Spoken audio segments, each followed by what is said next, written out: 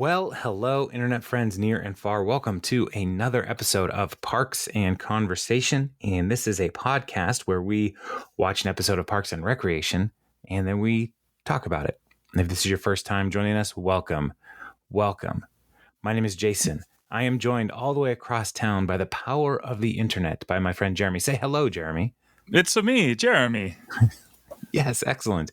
Are you getting ready for the Super Mario Brothers movie starring Parks and Recreation's own Chris Pratt? I am. Good. I am. I heard it's not live action though, so I was kind of bummed about that. It's going to be animated, so we don't get to see Chris Pratt trying to like jump around doing like, the butt pound jump thing. I really would love to see a live action Super Mario Brothers movie that really goes for it, and there's a lot of stomping on turtles. Yeah. Yeah, but not real turtles. No, real turtles. Real turtles. Wow, we're just going to go there right off the bat. Well, I just want us to recognize the insane violence that is Mario Brothers. I know they hate shelled creatures and fungus. Yeah, and I would love to see them at least one time try to stomp on a turtle, and it just like so that they can use it at the shell as a weapon against other turtles, and it goes terribly wrong. It just oozes out like that episode of The Office where Kevin runs over a turtle and tries to glue it all back together. Oh. Or he tries to stomp on it and just slips out from underneath them and they fall like a banana peel. That would also be great. That would be amazing. And yes. And hear me out. I'm hearing. What if the Teenage Mutant Ninja Turtles catch wind of this and they become mortal enemies with Mario? Oh, and there's a Mario Teenage Mutant Ninja Turtle crossover. Yes. I'm just saying. It could, and Bowser and Shredder team up. It could happen. I'm for it. Right? Bowser and Shredder team up, but the Ninja Turtles, are they against Mario also? They got to come together to fight the greater evil. They all do, yeah. Okay. I see. Where does Sonic come into play? He is kicking it with Jim Carrey. They're just waiting for Sonic 3 to come out. Yeah.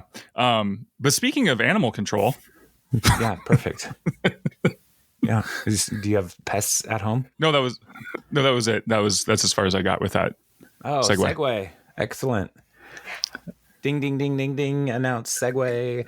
We're looking at season 5, episode 18, Animal Control. And this is a really great episode because Brett and Harris from Animal Control are in it. And that's enough for me. Those are probably the funniest parts of this episode. Absolutely. So let's do those second. Okay. Let's look. We got 3 plots really. We got the animal control plot with Leslie and April and Chris.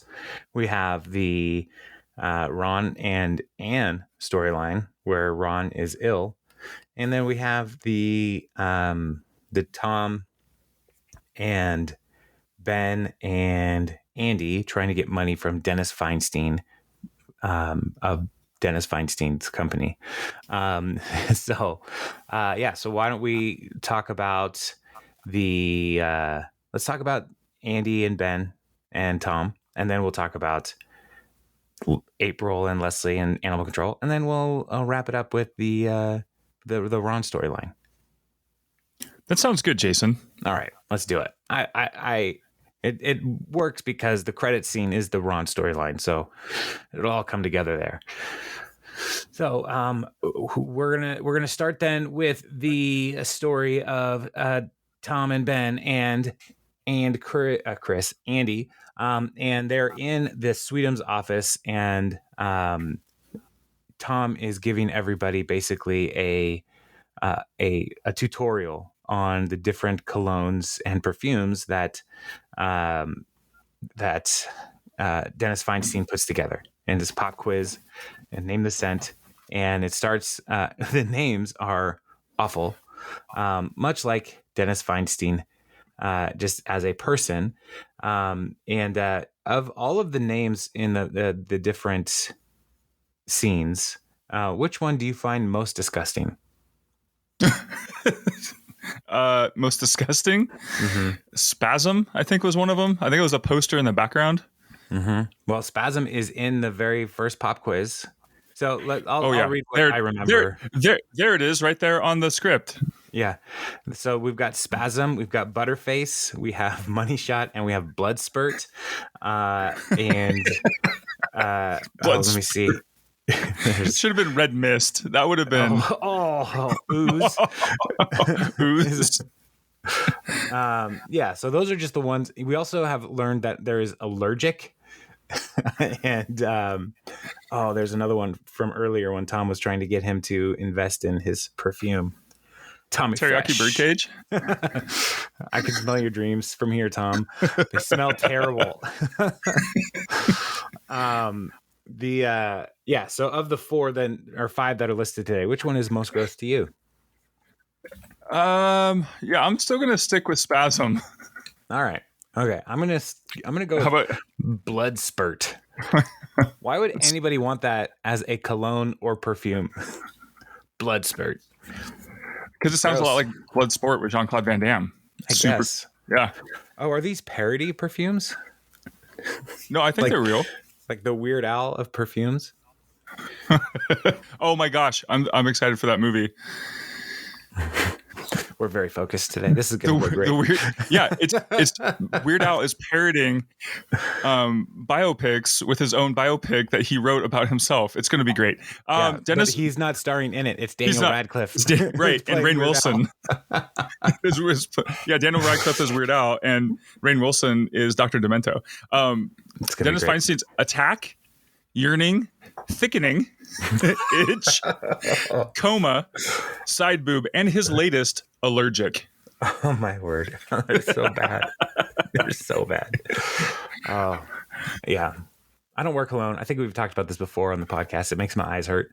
You're doing it wrong, man. Just putting it on any part of my body, especially not my eyes. Everything It hurt. My eyes start burning when I'm around too much cologne. So having it on me is around me. That's too much. My notes throughout most of this plot are Feinstein is terrible. It's just, he's awful. Yeah, you get no argument from me. But the thing is he's so great at being terrible. Yeah. Jason Mantzoukas. He's a great comedic actor. And so Ben explains what's happening. He's trying to get other companies to invest in the Sweetness Foundation. And so that's why Tom got this appointment with Feinstein. And Tom is kind of talking about how important he is and points out that he has a Rolexus, which is a Lexus filled with Rolexes. And Ben's question is, why does he have that? What's the point of that? And Tom's justification is simply to have it, which he does. And so the plan is that Ben's going to lay out all of the foundation's work and how good it is to donate to them and all the benefits of that. And then Tom will flatter and schmooze, and Andy will be there to watch and listen. And Tom is embarrassed by Ben's clothes as always. And he says put on a tux or something. And then he tells Andy that, just take a shower. And Andy's response is, I already took what I call a Dwyer shower. I rub my armpits with air fresheners. And then he leans over and smells his armpit. New car. New car. There's a scene in 30 Rock where Liz Lemon is using candles as deodorant. Mm-hmm. I remember that. That's so good. There you go. Oh, man. I have never been in a place where I was like, I got to rub something else on my body to hide my stink. It hurts my eyes. It does. We've all got our problems. And this is the cross I bear, man. It's okay. It's okay. We're here for you. Thank you. Well, you're over there for me. Right. So then they get. So what do you use? Just like crystals or something? I use deodorant. Like rock salt? I shower regularly and I use deodorant, and that's enough for me. All right. My deodorant does happen to be the crystals that you can get at the bottom shelf at your local Targets or Walgreens. I used to work at a drugstore, and I would see that, and every once in a while somebody would buy it, and I would when they came through, it was like, yeah, that makes sense. That's for you. The crystal deodorant is like, that's doing nothing, but whatever. Neither is that patchouli, buddy. Listener, if you're using crystal deodorant, thanks for listening, and we'll see you next podcast. Yeah, we'll be back around. Yeah, it's okay. I'm not gonna besmirch more of the listeners. So they get to the meeting with Dennis Feinstein, and he points out right away he doesn't like charity. That it feels like he's giving money away and getting nothing in return, which is charity. And Ben points out that it helps the personal brand if you show that you're generous. And Dennis is like immediately annoyed with everything Ben says. He's like, and then he points out, first of all, is like, if I'm giving as much as I get, I'm giving $20 million. Ay, ay, ay. And so and Ben, you can see like he's visibly disgusted by that remark, and it cuts to a talking head. And he's like, yeah, he's disgusting, but I want to take his money and give it to needy people. And then Andy points out that people who give charity get amazing press, and he tries to highlight the amazing press that Bill Gates has gotten for charity. And he talks about Bill Gates. Have you heard of him? He lives in Seattle. Guy with glasses. Bill Gates. Those are his distinguishing features. Seattle, yes. Glasses. One of the only ones up here. Bill Gates. And Feinstein is offended by this because Bill Gates is like the proto nerd. Like he is the epitome of what a person thinks when they think of nerd. And so he's like, are you trying to say I'm going to be a nerd too? And Tom jumps in because Tom knows how to talk to these kinds of people. He's like, he means like Mark Cuban. And Feinstein's like, oh yeah, Cuban. He's someone I can get down with. Now, I know Cuban owns the Mavericks, the Dallas Mavericks, right? What else did he do? How did he get so rich? I can't remember. He invented the Cuban sandwich, I think. Oh, yes. I know this one place in Miami that has really boring Cuban sandwiches. Wow. I knew you were going to get me back for all those deodorant comments. I just didn't think it would be so soon. And regarding sandwiches. Yes, listener, we were in Miami for a layover, and we were done going to Target buying underwear because our bags got stolen by the airline. And I just was like, we're so close to Cuba. This is Miami, like Cuban sandwiches is where they're supposed to be really. And we went to a cafe, and they were not great. Okay, and I drug my friends out into the Miami air. My apologies. Which is like a death sentence. Oh, it was so hot and humid, and I was like, I also need to go buy deodorant because all my stuff was checked in the in the airplane. Like I couldn't, they wouldn't give it to us. Oh, it was so awful. Yeah, I tried to lend him my cologne. He was like, "No, we got to go to Target." My eyes. So I was like, "Let's go get Cuban sandwiches and some cups of sugar that they pour coffee into." And the coffee part was great, I thought, but the Cuban sandwiches were like, "This was fine." Yeah. So never again. It was so bad. And then later, I actually went to Cuba. Did you? You went to Cuba too. We went to Cuba, and we were in Cuba. We didn't even. Get I didn't see a single sandwich there, man. No. Like this is a lie. So that's why Mark had to invent them for America. That's okay. That's kind of like how the Caesar salad is not actually from Rome or the Caesar era. It's from a guy named Caesar. The Caesar salad was invented by a man named Caesar in Mexico. The dog guy? Not the dog guy. And then he brought it up to LA, and yeah, that's where the Caesar salad really grew. It's not from Rome, which is just confusing. So, but now that we know that Mark Cuban invented the Cuban sandwich, I think we can continue on. Okay. Now that we've cleared that up. So Ben is explaining to Feinstein how, a lot of charities waste money with overhead. And Ben Feinstein's annoyed with it. And he just tells him straight up, shut up. And then he's like, hey, you guys seem cool. Let's go to the smokehouse. And then he calls out to his accountant or his CFO, Dum Eddie, get the checkbook. We're going out. And so he has everybody sent up. And Tom calls dibs on ooze. Andy grabs money shot. And Ben has blood spurt. And Feinstein's just like, no, don't use that one. Go ahead. What is wrong with blood spurt? Everything. I would say so. And then they go to the smokehouse, and Feinstein's first words are, they say smoking's bad for you, but is there any medical evidence to back that up? And Tom's just like, great point. And again, Ben tries to explain some of the things that Sweetums does, and how they reduced pink eye in the rural community by 30% to 70%. I mean, they're giving people pink eye. I was kind of confused by that. Well, yeah, I'm wondering, like, how a community has 100% pink eye, and you reduce it by down to 70% pink eye. Like, are people missing eyes at this point? Like, if it's 100%, it's got to be everywhere. But yeah, it is a mystery. And Feinstein is annoyed by Ben and just basically puts him on the snooze button. And then he asks about fox hunting, if they've ever been. He flies in drugged foxes from Russia, and they just flop around, so you can just sneak up on them and shoot them in the head. And Tom is like, that sounds great. And then Dennis is like, we should go hunting sometime. And Tom's got this whole wardrobe option. And he's like, yeah, whatever. Just don't wear anything bright or too reflective. How fast can you run? Cuts to Tom's talking head. And he's like, I think he's trying to hunt me, which we have. If we remember last time we saw Dennis Feinstein, he has tried to hunt people.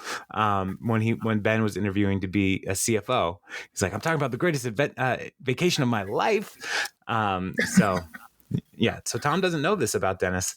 And so Ben is still trying to pitch Sweetums, and so there's Dennis, not to interrupt, and then Dennis is just like, Ben, don't. And he's starts boasting about it. He shut him down and everything. And Andy, who throughout this whole scene, you could see him holding a cigar and just scowling at Feinstein, because Andy may not be the smartest person in the world, but he has a great emotional intelligence. He is able to recognize when people are in distress. He is the golden retriever, as we have said before. And he comes to a realization in this moment. And he just looks at Feinstein and says, you're a dick. What did you say to me? Everybody freaks out.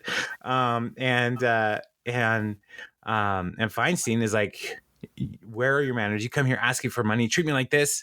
And he's like, wrap it up. We're done. And he's like, Eddie, show these garbage people out. Take out the garbage, Eddie. And as they're leaving, Donna's there with some gentlemen. And she's all dolled up, and they're shocked. Like, Donna? So it's so great. It just adds to her mystique. Every time, it's she's barely. I think this was pretty much her only appearance in the episode, but it was so what doesn't she do? Yeah, and in the middle of the woman workday. Of mystery, right? Exactly. Yeah, Donna contains mysteries. She goes to a smokehouse on a lunch break. Why not? Yeah. So they leave. Next day, back at Feinstein's office, Ben and Tom and Andy come back, and Ben is like, "Thank you for seeing us again. We came to apologize." And I love Andy's apology, Mr. Dennis Feinstein. Let me say from the bottom of my heart, my bad. My bad, guys. And Dennis like, thank you, I appreciate that. And I thought about it, and I said, if you came back and apologized like a man, I would contribute to your $25,000 to your charity. And so he's like, go out there, help the kids with pink eye or whatever it is you're doing. And so Ben opens it, he's like, thank you. And he says, oh, this check is made out to go bleep yourself. And Dennis was like, in your face. Dennis Feinstein helps no man. And so they run him out of the office. And then Ben is like, you know what? Hold up. You know what? You are a major dick. And then they run away. And I love Run away. I love Dennis. His call out here as they're leaving is, Eddie, get my crossbow. Oh man. So and then they're back at the Sweetums office, and Andy's like, I'm sorry. I can go apologize again. I'm getting really good at apologizing. And Tom's like, no, you should apologize to apologizing. And Ben's like, we could have really used that money. And then Tom's like, you know what? Look, I will give 5 cents of every dollar this month from Rent a Swag to the Sweetums Foundation. It's not a lot, but it will help. And Ben is like, that's very generous. Feinstein's the worst. Hope he gets into an accident driving that Rolex mobile. And Tom, annoyed, like on the verge of taking back his donation, says, for the last time, it's a Rolexus and you can't drive it. It's a Rolexus and you can't drive it. So, yeah, so that every time we see Feinstein, we're reminded he's terrible, but man, he's so funny. So, his character is just the worst.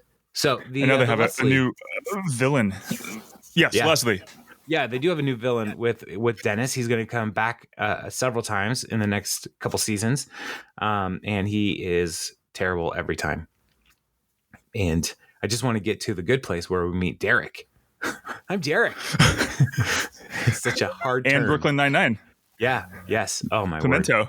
Hey, I had an idea for when we get to 99.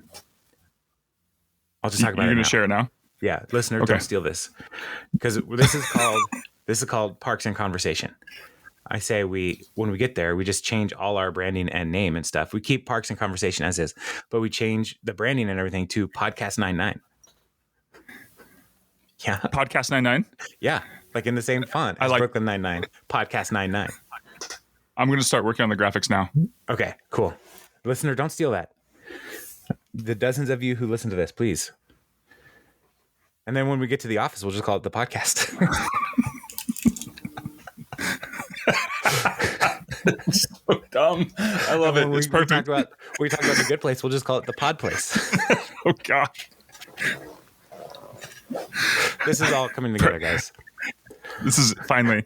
When we get to Rutherford Falls, we'll quit. I have not seen an episode of that. I want it to be better. That's the optimist in me.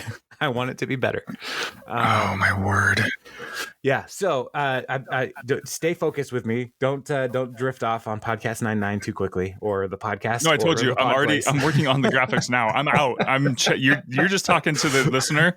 I'm just going to be in the background, listening along. I'm with you guys. I'm along for the ride. All right, go for it. So here we go. The Leslie and Chris go to animal control. They're probably doing some kind of review of how terrible it is there. And Harris is there, and he's like, let me show you around. Those are some chairs. That's a cat or opossum. Oh, and this is a napkin where I wrote down a cool name for a dog. Bark Obama. And then Leslie was like, what's that? And Brett is like, oh yeah, we found this bird outside and we want to turn it into a work whistle, like in the beginning of the Flintstones. Tougher than it looked, though. And he's pulling down this crow, trying to make a whistle, and it's all bad. And then go to a talking head. Leslie says we have a massive pest problem because animal control is terrible at catching animals. And while she's doing this talking head, there's a goat in the background chewing garbage up. So they're terrible at catching animals, but they're great at ingesting and selling marijuana. And it is a terrible place, terribly mismanaged. And Leslie's telling this part to Chris, and Harris is like, thanks, as they're playing video games in front of their boss. And Chris is like, well, maybe there's a method to their madness. There's more than one way to skin a cat. And Brett just goes, 4. There are 4 ways to skin a cat. He starts listing regular blade. As Chris is walking away, he steps into a coyote trap, and Yep. and Harris is like, yeah, we've been meaning to call somebody about it, but nobody get on the phone. And Les like, you're the one that we should be calling. And Harris like, whoa, this is so trippy. Oh my gosh, it's so funny. And Chris just fires them on the spot. The whole department is fired. He's like, this is one of my running feet. And so, so this is the cold open as they're getting started, and it is I would say top 20 cold open. Oh yeah, it is so great. And, so trying to get somebody on the phone, but nobody on. Like, you're the ones we're calling. And they get fired, and Brett's like, "Yo, let's go to Jamaica." And Harry's like, "No, we should go to Jamaica." Oh, is that what she said? Yes. Yeah, dog. Oh man. So they need a new animal control department because Chris fired them on the spot. So they go to a meeting with the city council, and Chris is there as well as city manager. And Aunt Leslie says, this is the department has had the most incompetent employees. Jerry Gergich got his start there, and everybody's like, well, yeah, okay. And Jam says, all right, well, Leslie's like, our new director needs to be competent, effective, and not completely stoned all the time. And Jeremy's like, I got you. I'm ahead of you there. I got the perfect guy. It's a guy who his description is friend of mine, bit of an alcoholic, a little grabby, either a war hero or war criminal, depending on who you ask, but a good dude. And it's a guy who Jeremy does his teeth, and so Leslie is like, wow, sarcastically, he sounds perfect. Are his gums great too? And Jeremy's like, yeah, beet red. Then they explain that everybody kind of has turns appointing new directors. And Jeremy says this whole city runs on dibs. And so Leslie's like, this isn't right. This is how departments get mismanaged. We're going to be thorough. I'm going to find a candidate, and I encourage you all to do the same, and we'll interview all of them. And Jeremy's response is boring, to which Leslie, not realizing, in her, righteous rage, the self-burn that she's going to put down is boring is my middle name. So Leslie Boring Nope. Yeah. So she gets up and starts walking away, takes Chris with her because he's in a wheelchair. And Chris is like, oh, I guess I'm leaving. Great to see you. So they start to, they're going to start doing interviews, and April is signing Chris's cast, and she writes, don't think about how much this itches. And Chris immediately is like, that's very good advice, and starts itching. Chris, I don't know if we've talked about this, but have you ever had you've had broken bones, right? Oh yeah. I see. I've never I had a full body kit from my chest down to my, from my chest down to my, I broke my femur skateboarding, and chest to my toes. That was a fun summer. Oh my word. I still, you've told me this before, and I don't understand why they had to have so much of your body casted. I don't either. I think my mom paid him extra. Just immobilize, like him to stay out of trouble. Just immobilize him. he wanders off. Full body cast. So I got just the solution. Okay, here's my next question. Full body cast. Yep. How did you go to the bathroom? I mean, they don't cast 100%, like 100%. They don't cast your bathroom areas. Yeah. My mom I had special shorts made, the tearaway shorts because for company, it was the middle of summer, man. So like, I'm not just gonna sit there under a blanket all summer long. So she made like these tearaway like shorts basically. So yeah, I was really, really stylish in my full body cast and jams as they were known back then. Yes. Yeah, dude. All right. They were cool. How old were you? I want to say I think I was like 12-ish, I think. Oh man. 10 or 12. I remember the fabric had like neon, because this was the 80s, like neon fruit with sunglasses because they were cool. Yeah. Oh man, this is wonderful. There was so much stuff. There was so much stuff in my cast. By the time I got it off, it stunk so bad. It was the most disgusting thing ever. Because I had like a coat hanger that I would use to itch, and oh man, it's just Legos. It was like Andy's. It was like when Andy got his cast off. It was. I mean, it was absolutely. That was spot on. Oh my word! How long did you have it? A couple months. I think 2.5 months. I think it was pretty much all summer. Yeah, man, that's an amazing story. Thank you for sharing that again. You're welcome. Don't break your leg, folks. Whatever you do, don't skateboard. My brother and I are both on Instagram, and we have been sharing reels with one another, but never actually through Instagram. We copy the link and we text it to each other. Take that, Meta. You'll never get our. I don't want you to know what I'm sharing with my brother. Okay. I don't. Yeah. Facebook. I don't need you to know who this is going to. But most of them are people falling down and breaking bones. Oh gosh. It's pretty great. So Chris got his cast on and he immediately starts itching. And so they put together this search committee to get people together. And the first person, they call in the first candidate, and Donna's there. And so she welcomes in the first person. And it turns out it's Harris, who was just fired. And we learned a little bit about him. It's like he's coming onto a dating show. It's like, right. What's up? I'm Harris. I'm 33 years old. I have my cousin Jason's truck for 2 more weeks. I have 1 testicle, whack-a-mole accident, and I'm down to clown. And Chris is like, Harris, we know who you are. We just fired you. And he's just like, oh, that's this job? That's crazy. Oh, never mind. And Leslie's like, asks Donna, like, why would you think Harris would be the best candidate? And Donna says, because he's the one of only 2 applicants with actual experience at animal control. And then next in comes Brett. He's like, yo, my name's Brett. I like burgers. And also I am very high right now. And turns around, Harris like, dude, this is hilarious. And like, we live together. We live in the same house. And then April is like, you guys know there are cops out there, right? And they immediately like, shut up. It's like, where are the cops at? I got to go. And they run away.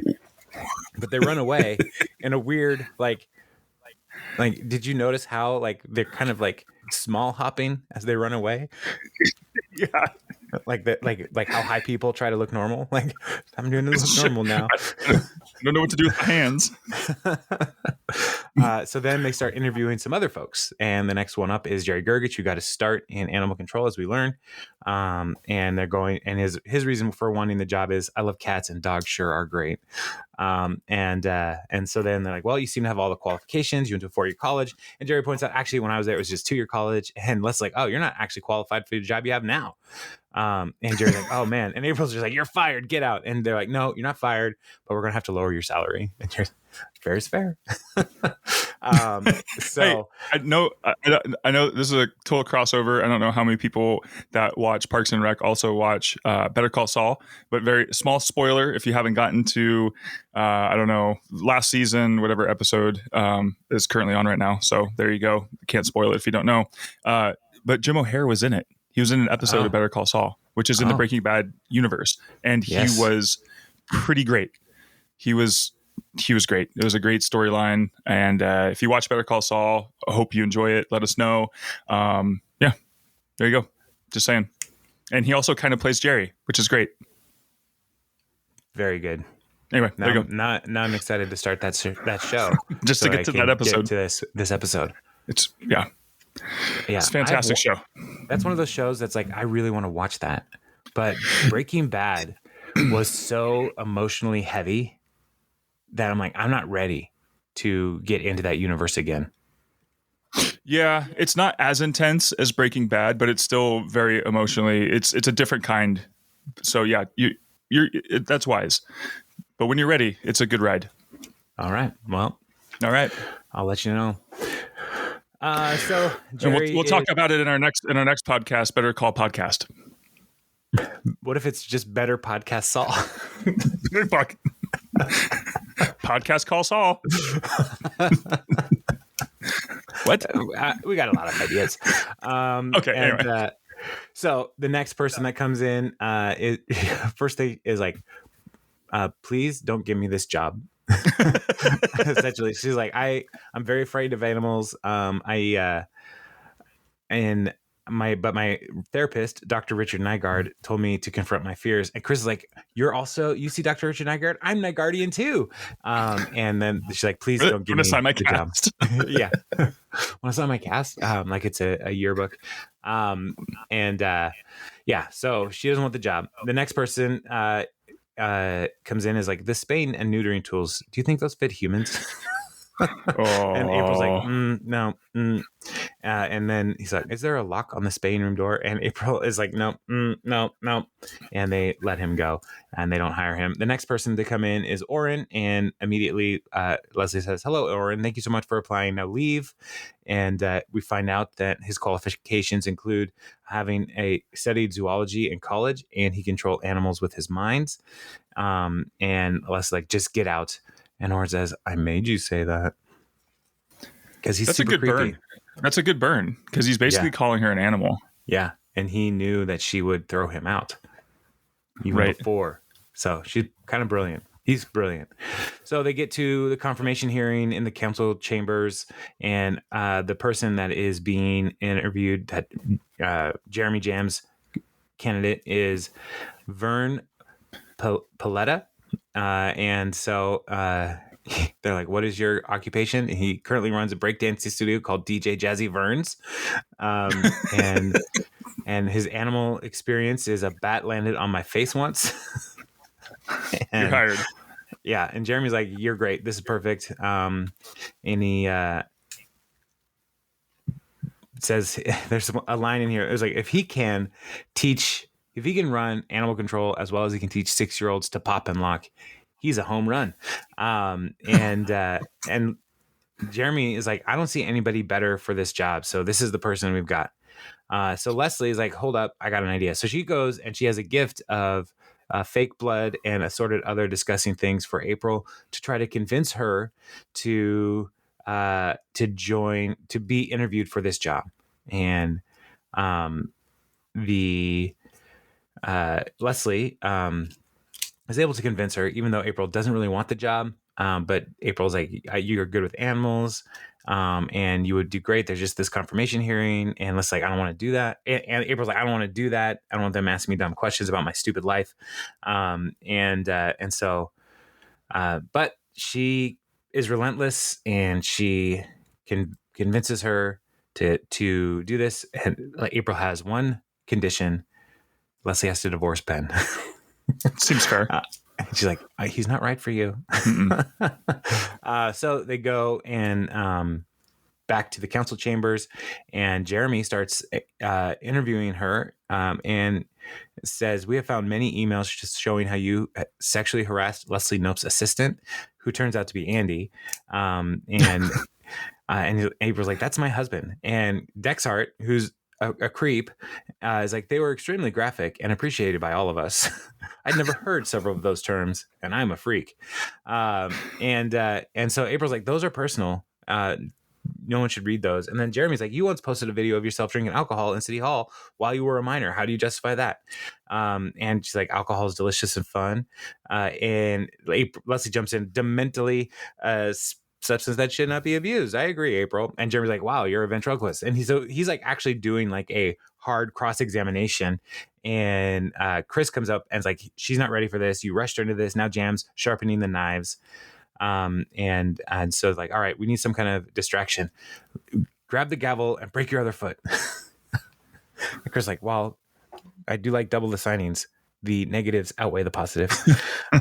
So they agree to a brief recess, and Leslie apologizes to April to say, like, I put you in this too fast. It's not you, it's me. And April's like, are you breaking up with me? And so then Leslie is like, no, I have an idea. And they go back in, and Jeremy, his opening statement here is, Ms. Legate, it's the opinion of this committee that you are terrible. Can you give me one reason why you are the right man for this job? And April's like, no, but neither is your guy. Neither of us should get the guy. There shouldn't be a separate animal control department. It should just be a part of parks. And Les is like, that's a great idea. And everybody is convinced by this. And April says, animal control would be way more effective if it was run by parks. I'll write up a report, and it'll be in language simple enough for even you dummies to understand. And Chris is like, that's a great point. Makes a lot of sense. And Jeremy's like, you seem to forget. I already promised it to Vern, and he bought a speedboat. And so Leslie does a motion to have animal control absorbed into Parks and Rec, and Hauser seconds it, and everybody who is awake votes in favor of it. And Leslie's like, you even won over Jam. And Jam's like, no, I'm sick of being on the losing side. I'm going to tell everybody that this was my idea, because he's the worst. And so Retro Jam. And so after the meeting, Leslie and April are, Leslie and Chris are coming up to April, and they have a gift for him. And it is a name plaque that says April Ludgate, Deputy Director. And Chris has made her a deputy director of animal control within the Parks Department. And she's going to be great at it, but there's no confirmation hearing, so it's even better. And April's like, how did you get this so quick? And Leslie said, I made it the first week you worked here. Oh. So then April asks some questions about the job. Can I hire an intern? Can I hire a Mexican elf? Can I buy a child bride? All three of those are no's. And her response to that is, then how is this even a promotion? That's a good point. So, yeah. So so now Parks oversees animal control, and April is stepping into more authority and responsibility. It's a good win for her. Speaking of authority and responsibility, then let's go to our Anne and Ron plot. Because we see Ron in his office in a parka and a hat, like a wool hat, not a wool hat, like an animal skin hat, trying to stay warm. And Anne comes in, is like, you've been sweating in here all day. Are you drinking any fluids? And he points to the whiskey, like, yes, plenty. And Anne hands him a glass of water with ice in it. And she's like, you need to drink water. And he's like, I usually take it neat, but I'll make an exception in the name of health. And he takes a ice cube and puts it in his whiskey. And then we get a talking head of Ron saying, last night I watched a movie with Diane and the girls in which an orange fish is separated from his father. This is Little Nemo, listener.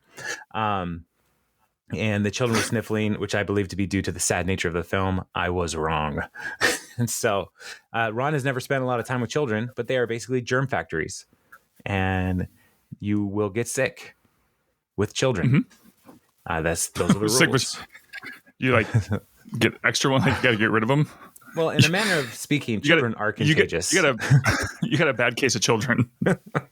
Yeah, some people's children. Yeah, I mean, it is not Ron's learning a lot here. Anytime there's a kid sniffling, you just count down the hours. Like, that's coming to me. Oh yeah.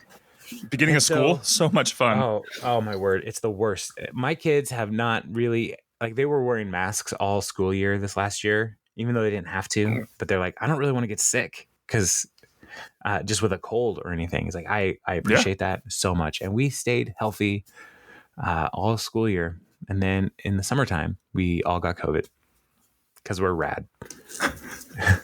And traveled the world because we're dumb.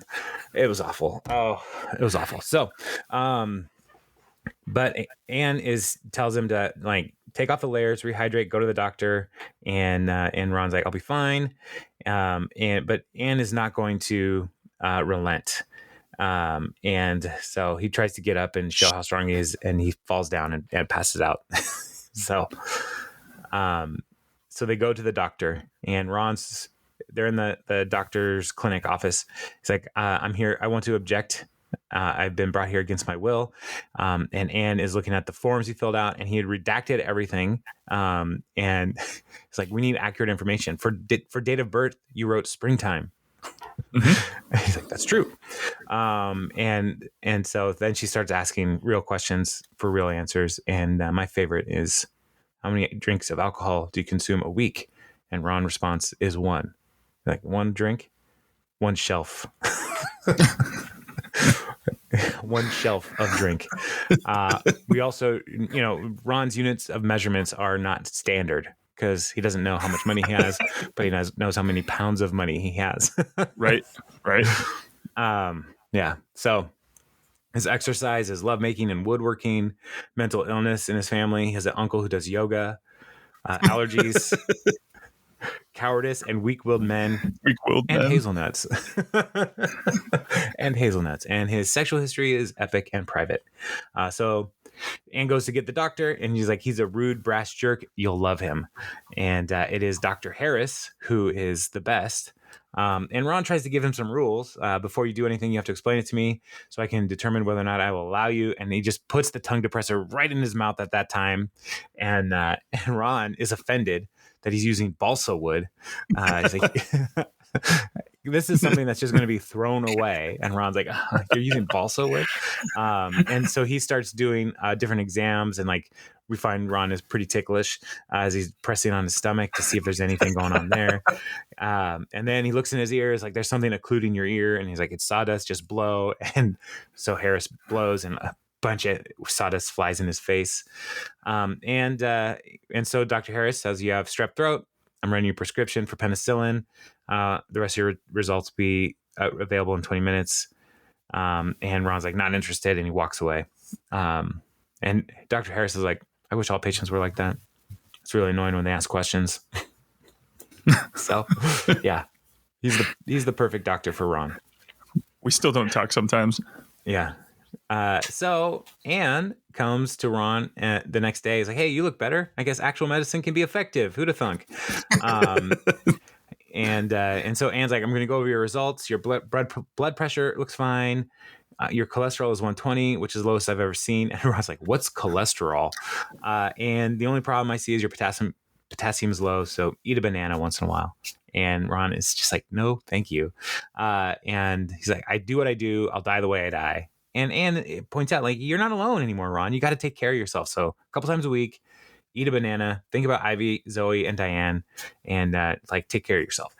And she leaves a banana on the desk. And so then we cut to the credit scene, and Donna and Jerry are saying goodbye to Ron, and he's sitting in his office, and he's got a banana on his desk, and he's waiting for everybody to leave because he doesn't want anybody to watch him eating a banana. And he tries to eat it, and he comes at it from a couple different angles, and he takes a bite and like falls out of his mouth. It's so good. Were you gonna say something? No. And like, he can't do it. And so eventually he goes to Punch Burger and gets a hamburger, and he puts a piece of the banana in the burger, smashes it down, and starts eating it. And this is how he's going to improve his health. And I love the fact that he went to Punch Burger and came back to his office to eat the banana. Yeah, he doesn't want that banana following him around. No, you got to destroy the evidence of that peel. Yeah, I don't want Diane to know that I am weak and needing potassium. So, yeah. So funny. Yeah, Ron's effort to eat the banana is so true to life when you are dealing with a picky child. Like, there were so many times with one of my children where he would like throw up like food that he had, like a meal that he had eaten like the week before and ate a lot of, and then the next day like would throw up like onto his plate. I didn't like it. It's like, I decided I don't want this. You just ate that. Oh, it was so brutal. It was awful. And now, like, his New Year's resolution last year was to try more sandwiches. So I don't know what happened, but he's doing it. Try more. Start him off with a Cuban sandwich. No, we went to this tortas place over on 148th. It was awesome. Oh. And it was spicy, and he ate it. He ate the whole thing. And I was like so proud. I'm like, you're not just eating a Subway sandwich, my friend. You're eating a Mexican sandwich. Like, this is way out of your field. And but you're doing it. So I was pretty stoked. Tortas are a gift. Yeah, they sure are. And yeah. It turns out any food from Mexico, I'm a fan of. I said it. So Controversial opinion. I know. So yeah, but that's the episode. Listener, what's your favorite fruit? Send us an email, parksandconversation@gmail.com. Favorite fruit? Yeah, I don't know. What's your favorite cologne? Anybody else's eyes hurt when they use cologne?